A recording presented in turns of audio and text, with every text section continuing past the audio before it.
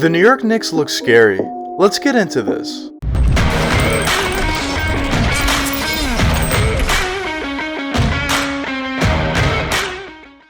Quickly before we get the video started, if you guys enjoy this video and want to see more NBA content just like this one, hit that subscribe button and that post notification bell. Anyways, back to the video. Last season was an extremely successful season for the New York Knicks. Not only did people going into that season project the Knicks not to make the playoffs, but they projected them to be one of the bottom feeders of the NBA once again, just like their history would suggest. But not only last year did the Knicks make the playoffs, they actually made it all the way up to the 4th seed in the Eastern Conference. And although the first round series against the Atlanta Hawks didn't necessarily go the way they would have liked, it was definitely a step in the right direction from where they were previous. And coming into this season, there's a lot of excitement and hype around their name. The roster that the Knicks are trotting out this season compared to last season is relatively similar, with a few key pickups. So of course the main pickup of the offseason was Kemba Walker, who in my opinion, if healthy for a full season, can certainly be a star player in this league. Kemba is certainly one of the better point guards we have in the NBA in terms of his scoring ability, as well as he is a decent passer, but when you look at other players on the roster in terms of Julius Randle,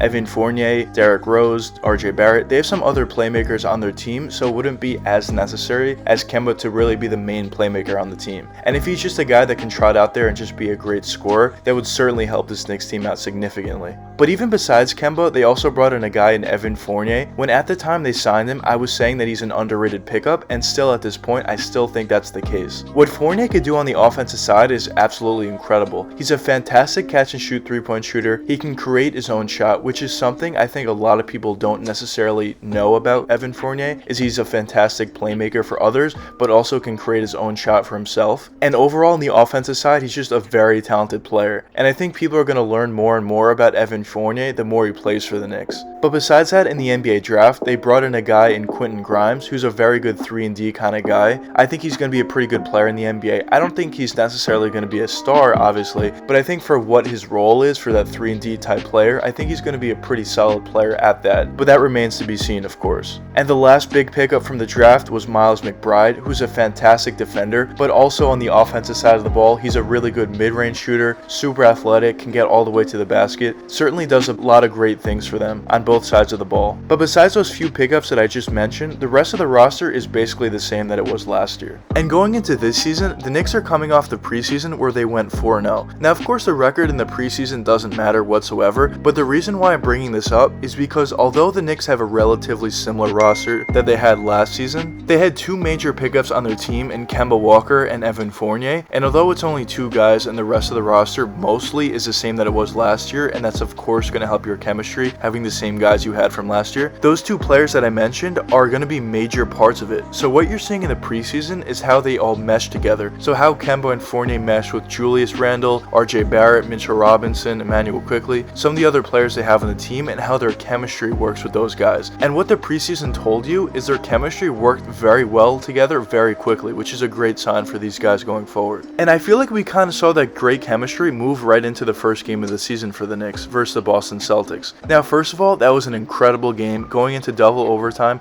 just a very exciting game overall, but specifically talking about the good things for the Knicks that happened, their chemistry just looked great. You saw Julius Randle just cooking early and just getting buckets at will, but also you saw him move the ball around the court, get the ball to a guy like Fournier, get the ball to Kemba for 3-point shots. Of course, specifically talking about Fournier, he had a fantastic game, scoring 32 points and just getting buckets at will. He was hitting catch and shoot 3-point jumpers from Julius' assist. He was getting all the way to the basket. He was putting up some mid-range jumpers, some floaters.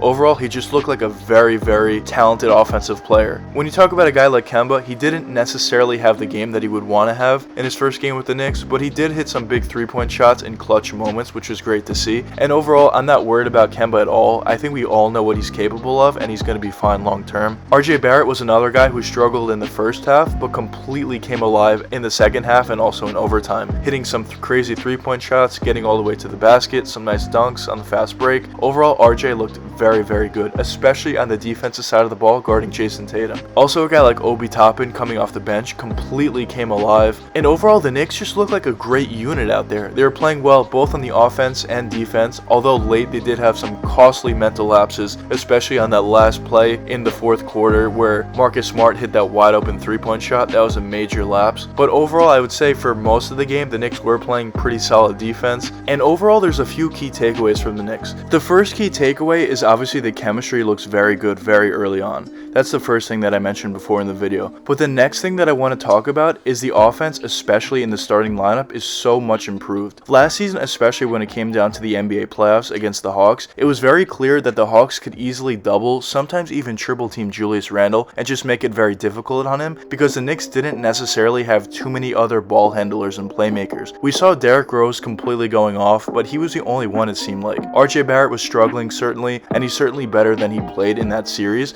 but besides even Derrick Rose and RJ Barrett, there was nobody else basically on the team that could truly play make. But when you look at the team now, when Julius is going off, or even when he's struggling, let's say, a guy like RJ Barrett would certainly help out more now than he would last season because I think he has improved. That is obviously yet to be seen. The season just started, but in my opinion, I think he has improved. But also talking about Derrick Rose, but now D Rose is also coming off the bench because you have Kemba in the starting lineup. So a guy like Kemba could certainly be a playmaker and help out Julius Randle. Fournier can clearly do so. I think we definitely saw that in game 1, what he's capable of on the offensive side. The Knicks just have so many different ball handlers and playmakers now to help out a guy like Julius Randle, specifically in the playoffs, and that's something I think is really going to help them out going forward. But the third thing that I want to talk about is last season one of the bigger reasons why the Knicks were so successful was because of their bench unit and how deep they were. When their starters came out last year, you were pretty confident that either they're going to chip away at the lead if they were down, or if they were up, they were probably going to extend the lead, or at the very least hold the lead. Their bench unit was certainly a strength last year, and their bench unit last year was better than a lot of other bench units on most NBA teams. But going into this season, I think their bench unit is even better than it was last year. Adding two key pieces in Kemba Walker and Evan Fournier, who are going to be in your starting lineup, just push players from last year that would have been starting in those spots back into the bench unit, which just makes your bench unit that much stronger. So specifically talking about a guy like D Rose, who was starting most of the year last year and now is coming off the bench, I think that's going to be a huge boost to this bench unit as well.